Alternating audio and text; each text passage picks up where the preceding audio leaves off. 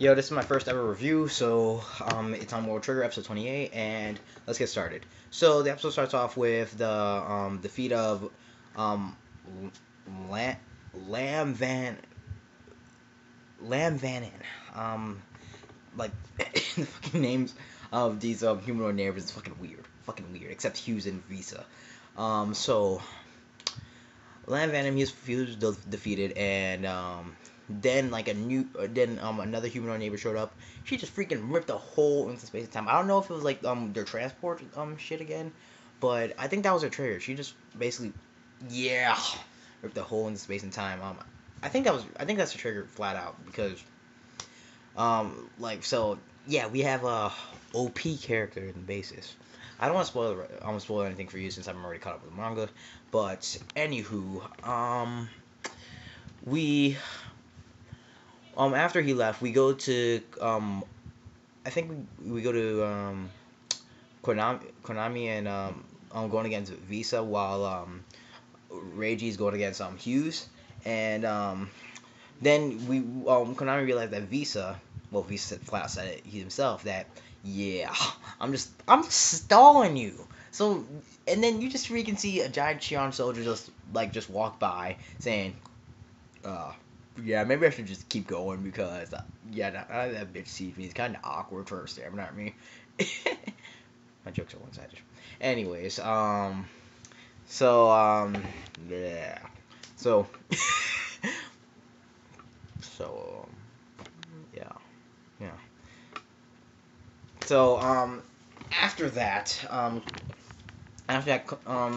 Rage decides, yo, Konami, let me handle these two while you go deal with the Treon soldiers. And so Rage decided, like, since Rage, he's a badass, he's one of my favorite characters, he decides to be a badass and deal with them, and deal with those two himself. And Rage, he was actually gaining the upper hand against Hughes, but not so much Visa, because Visa, he actually planned ahead. But meanwhile, I think it was before that. Meanwhile, back at Border, apparently, an intruder broke in, and it was that freaking it was Inida. Inida. He was he's a black trigger user, so bad news. He's a black trigger user, and he's a humanoid neighbor, so very bad news. Anyways, he decided to go off on his own, like against his orders, and I'm like this. Look at this nigga. Yo, you freaking disobeying the boss, and then the boss is like, yo, my nigga, what the fuck you doing disobeying me? I didn't say go after the freaking go and destroy the base. I said specifically just capture the fucking weak ones. Just capture the C ranks, and then we out. And then he's like, look, dog, look, man, I respect you and stuff like that. But look, it's much easier if we just fucking blow these niggas up. Then we can just kidnap as many of them as we want. You see, you feel me? And then the black trigger girl is like, you want me to freaking bring this nigga back forcefully because I'll fucking wreck him. I'll wreck this nigga's ass. And the leader's like, nah, let him have his way for now. Just let him have his way for now. This nigga's gonna get it. And so then we go back to Reiji versus Hughes and Visa. And Reiji was having the upper hand since he's just set up a bunch of traps all around the perimeter. Freaking Hughes, he was just falling for them. And then Visa's like, Hughes, stop it, you're just making it a complete idiot of yourself. So Visa says, look, I'ma handle this. And then he activates a trigger called Onigan, and basically it turns out this trigger is actually a black trigger, which is actually also one of the national treasures of Afto Kraktor, which is the name of the god country of the god land in the neighbor's homeworld. So, and I'm like, this dude, and like a few questions raised for me, a few questions. I'm like, this dude, wait, if he has a black trigger, why doesn't he have black horns? And I'm like, oh, maybe he was born before that whole arrangement crap. he was probably, since he's an old man and stuff like that, he was most likely born without before that whole arrangement crack where like the babies are born with horns, and as they grow up the horns get bigger and stuff like that, and if and to boost their Trigon power, and like if they turn black, then that means you guys are freaking powerful enough to have a black trigger. And then so, well, I think that's what it really means. Hopefully I'm right. Anyways, I could be wrong.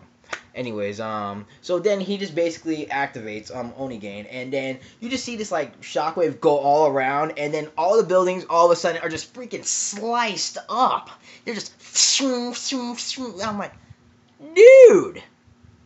And like freaking then freaking Reiji he uses freaking Regis, and then like Regis was completely useless even in shield form.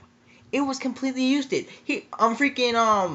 Visa just bypasses defense, and like there goes my freaking hand, and then Visa just literally just wrecked Reiji. That was just, I'm like, oh shit, this old man ain't playing.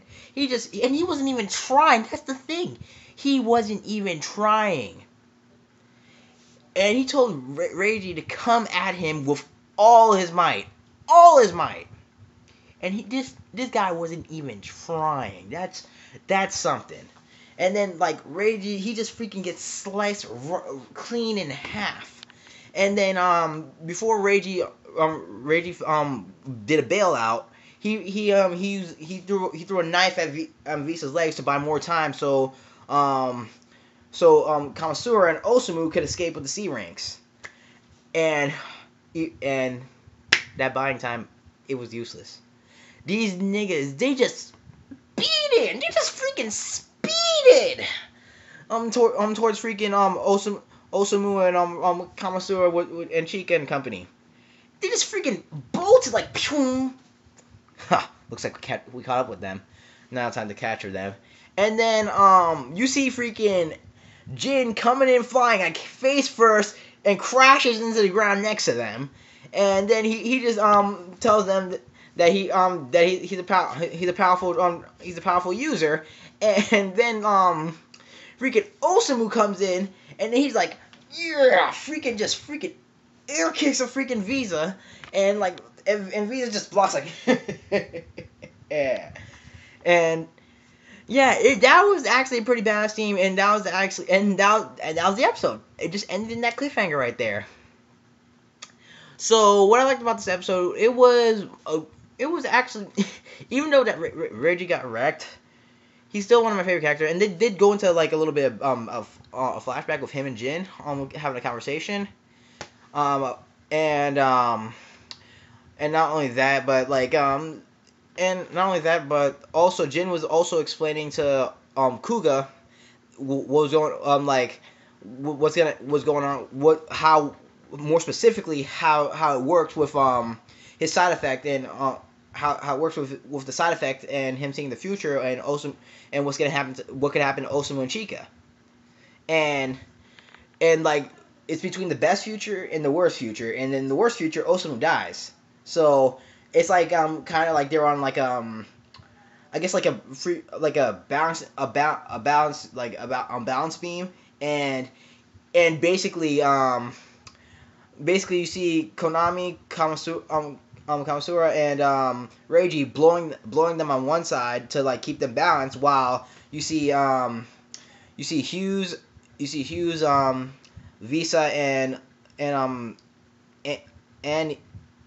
Inida blowing on the other side to like make them fall off.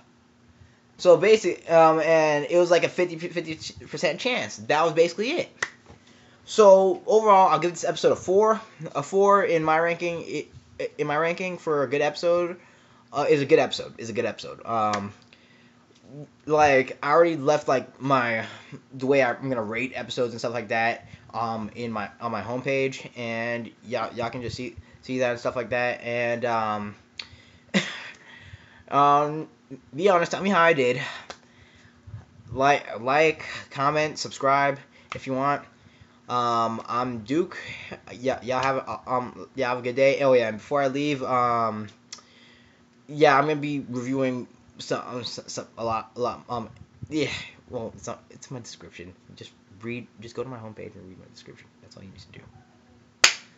Have a good day. Good night wherever you are, cause like it's like freaking 10:32 where I'm at. So good night. So good night. Good morning wherever you are. Yeah. Have a good day.